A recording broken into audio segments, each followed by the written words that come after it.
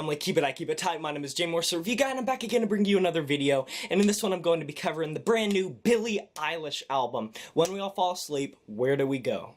Billie Eilish. Love her, hate her. Anyone that is really involved with modern music has heard the name Billie Eilish and likely heard a Billie Eilish track. She absolutely blew up virally with her track Ocean Eyes, and then came on to release her debut EP, Don't Smile at Me. The whole album was huge. It was a major kind of debut for her, and it got her so many stans, so many fans, and so many people really talking about her music. A lot of her songwriting and all of her production pretty much comes from the likes of her brother, Phineas O'Connell, who is also a very, very talented vocalist and a musician and a producer. So while Billie is a very talented songwriter, and while she does have a very nice voice, please give some credit to Phineas. He literally deserves so much because he is kind of the man behind the curtain pulling all the strings when it comes to how great her songs sound from a production standpoint. But here we are, where we all fall asleep, where do we go? One of my most anticipated albums of 2019, and I know it's the same for a lot of people because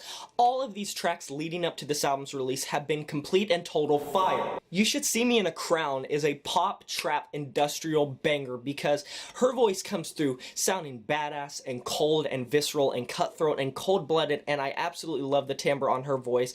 And this instrumental is so funky, so wacky, still remains catchy even though it's a little off the beaten path and abstract. Nothing that's gonna like blow you away from a compositional standpoint, but enough there to add a nice zest and spice to it. When the Party's Over is an absolutely heartwarming, endearing, gut-wrenching ballad where her vocals really do take the shine, because although this does have an instrumental backing it, obviously, the kind of stripped back bare bones piano, it fits the theme and it fits the mood of this track, but I wouldn't say that it's necessarily doing anything to carry this track. That would for sure be Billie's vocals, which come off angelic and beautiful. Bury a Friend is low-tuned, murky, and industrial as all hell. It has a creepy feel, absolutely intoxicatingly deep purple. I love it. It's a fairly simplistic instrumental, but this drone and these pounding percussion and electronics across this track really give it such a haunted feel to it, and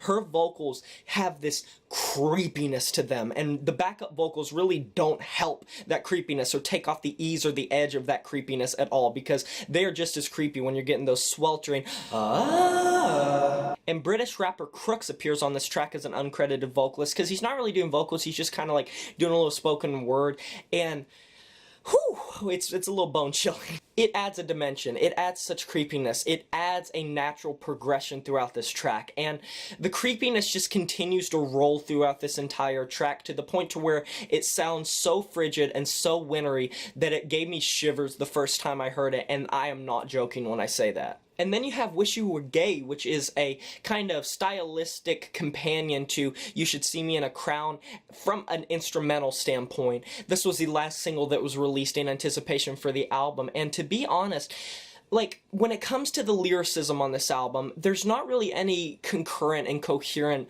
like, progression throughout the whole album as a flow. That's not to say that the instrumentals and the vocals aren't consistent, but from a lyrical standpoint, it's not really doing anything that is carrying over a theme, except if you count just, like, sadness, depression, apathy, the need to just want to let go, being unhinged, not wanting to be around anyone, feeling underestimated, feeling like you're pushed under the weight, sick of drama, coming above that drama. There's a lot going into these themes, but there's nothing that's really stringing them together. But with that being said, Wish You Were Gay is one of the more interesting tracks on the album. It really deals with Billie, as far as I know, diving into a story about how she can't really let go of this relationship, so in her own mind she rationalizes that she wishes this person was of a different sexual orientation, specifically gay, to rationalize why she got dumped. And I feel like that's a really interesting idea, and there was so much controversy and so much polarization because people really took the wrong idea, but from what I'm hearing and what I've been seeing, I think it's mostly about that. It's about her rationalization and what her mind is cooking up to try to convince her that this person was gay to, like, dump her. Like, that was why this happened. And I really like that because that is true. People do come up with different rationalizations in their head when they're left to their own devices and their own accord. Like when something happens, it's very common for people to completely either go off the deep end or just make up lies, make up stories, make up excuses in their own head and kind of spin their own web of just truths and lies to create their own outcome of how they think things should have been, just to give them that kind of emotional and mental closure. So that gets the singles out of the way, and that was my biggest 100% thing that I feared about this album, and it's what I told a lot of people, is that I was hoping that this album was going to come through in a different way and be interesting and be nice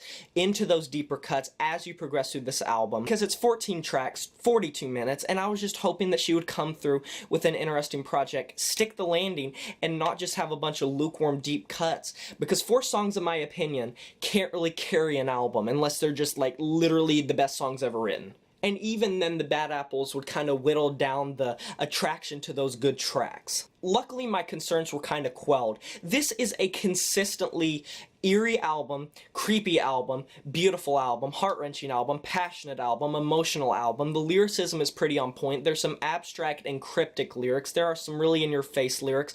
There are some sometimes borderline cringy lyrics that kind of come off relatable if you're the type of person that would relate to it. The instrumentals are very industrial inspired. You can tell that. A lot of industrial hip-hop inspiration and industrial pop. A lot of experimentation and avant-garde feels going into these beats. Specifically on the track Zanny, I really got that feel. There's not much going on in the instrumental that's unlike a track like You Should See Me in a Crown or Wish You Were Gay, but it's very pounding. Love the percussion on this track, the rolling percussion. It's simplistic, but it's there. Love the pianos, love her falsetto vocals that kind of harmonize with themselves.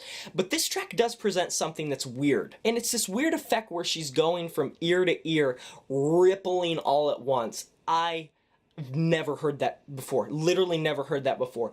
I have heard songs where things swap ears, like go from left to right, but I have never heard something this masterfully made and precisely made to swap from ear to ear like a ripple, and I'm just gonna be honest, I fucking love it. It's one of the most creepiest, eeriest, coolest things that I have heard from an album like this in so long, and the fact that an artist of Billie Eilish's reputation, someone that's as big as her right now in pop no less, although you can't really call her full-on pop, it's really impressive that she's able to do these abstract ideas, cool instrumentation, and experimental ideas. All the Good Girls Go to Hell is a really snappy, jazzy, funky type of pop rap blend when it comes to the instrumentation, but her vocals come off as kind of low-key and sweet and blissful as ever, but she has this nice kind of deadpan, emotionless vibe to her, which anyone that's listened to more than like 3 Billie Eilish songs would know that's kind of her thing. Very claustrophobic, close to the mic singing, that's just right in your ears, right in your face, and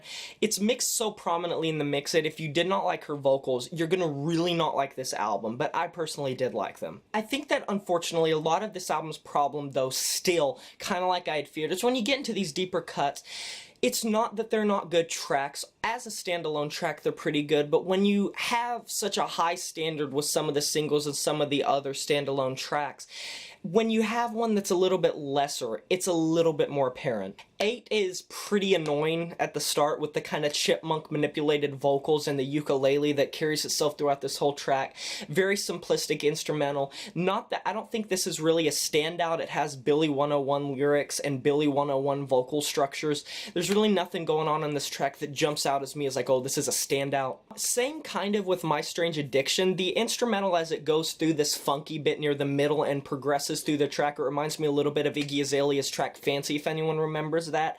This too is kind of like, if it wasn't for that snappy pop beat and some of Billie's inflections near the middle where she's going up and down in her register and those higher vocals, I probably wouldn't think this is much of a standout either. Ilomilo, I'm gonna contradict myself. It's a simplistic beat, but I love it. Her vocals fit so squarely on this track and it works. Her vocals kind of take the forefront again, like a track like When the Party's Over, something similar to that. It's a simplistic, bare-bones instrumental, and I do wish there's maybe a little bit more going on in it, but for what it's worth and for the kind of drony ambience in the background, it's beautiful, but maintains that creepy veneer that's present throughout this whole album. But let me just say, these last few tracks are so powerful. Listen Before I Go is such a powerfully driven piano piece. Now, there is kind of an orchestral, epic, cinematic feel to it, but the piano takes the reins and leads this track, and her vocals are gut-wrenching. From the hums that hang over in the background like a cloak over this track,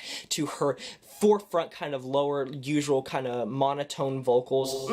Maybe it's just me, but it kind of feels like it has a vindictive tone to it. Oh god, I love you. It was almost 5 minutes, and I just love these ambient, like, synth in the background, these arpeggios, and these guitars that start out the track. Acoustic guitars carry so beautifully throughout this entire track. Such a powerful guitar performance, and her vocals are, I know I use this a lot in this review, gut-wrenching. Her harmonizations and melodies that she does with herself, lower, higher, I love them to death, and despite the fact that this is a longer track, it's the best track. Through and through, the best track on the album. It is like consistently beautiful, consistently powerful. It invokes so much emotion. It has this feeling of lonesomeness and regret and just being devoid of emotion. It just is so much going into this track, despite how, if you kind of take apart and deconstruct the whole composition, it's not really that like expansive or abstract or anything, but it doesn't need to be, because its point gets across so clearly and crisply.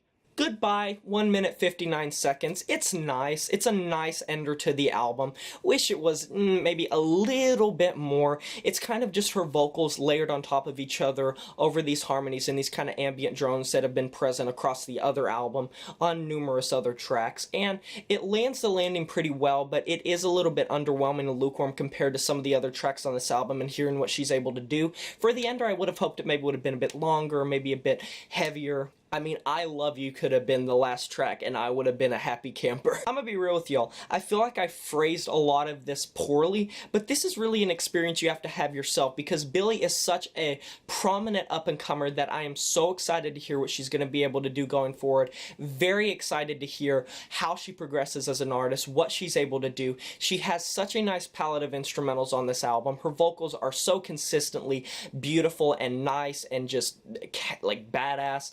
Love this album. Really do think it is a nice debut, and for her debut album, I gotta judge it on that too, considering this is her debut album. Good job to Phineas, good job to everyone involved. Billie literally came through with an amazing album. Although I highly suggest you guys check out the song that she did for XXXTentacion. It was supposed to be on this album, but it got removed for some reason.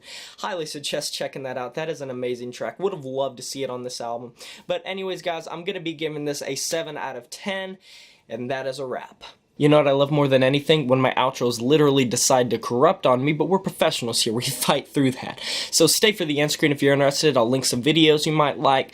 Be sure to like and comment on this video if you enjoyed it. Subscribe to the channel if you haven't. I upload regularly. And smash that notification bell to be notified of my future uploads. I'll talk to you guys next time. My name is Jay Morse, Review Guy, and I'm signing off saying farewell.